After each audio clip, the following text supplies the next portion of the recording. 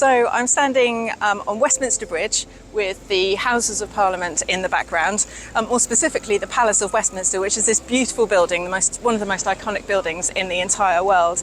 I just want to tell you a bit about it actually. So it's not quite as old as many people might think. The original Palace of Westminster was burnt down in a fire in 1834. So this building that you see here was actually rebuilt in the 1800s on a completely different design, which was designed by the architect Charles Barry.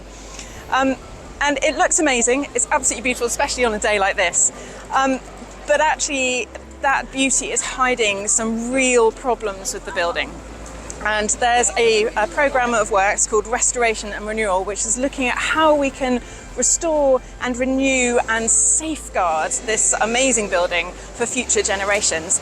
And I'm very privileged because I'm on the committees that are looking at exactly how we do that. Now, Parliament decided a few years ago that we're definitely going to be doing something to look after it, but the question is, how do we do it? So do we move everybody out of the Palace of Westminster and do the works then? That might be probably the quickest option for doing it, or do we kind of stay in place and try and do the works around everybody, or do we do some kind of hybrid thing, which is a mix between those two things? And that's what we're looking at the moment, and we're exploring all of the options, and it is a real privilege to be on the committees that are looking at that.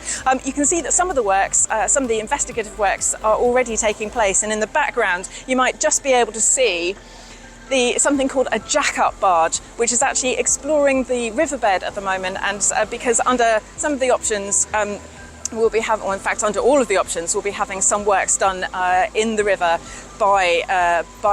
in front of the Palace of Westminster as you look at it now. So we're just making sure that the ground is suitable for that there, and doing some investigative work. So there's lots of other works that are happening. We've got the amazing Elizabeth Tower, which many people refer to as Big Ben, but that's actually the name of the bell that tolls inside it. It's absolutely beautiful, this end of the building. That was restored a few years ago. Many of you remember the scaffolding that was up around it for quite some time. It's lovely to see it in all its glory now, especially glinting in the sunshine. And at the other end of the building, we have the Victoria Tower, which is actually about 4 times as big as the Elizabeth Tower in terms of footprint. And that's also something that is due for restoration. There's some restoration works which are about to start later on this year to restore the outside of it. And we're looking at what we do with the inside of it, which currently and for the last several years has been holding the Palace archives, Parliament's archives, but those are being moved out, and there's a question mark over exactly what we do with the building that needs lots of work doing to it. But the inside of the rest of the Palace of Westminster really does need some love and attention.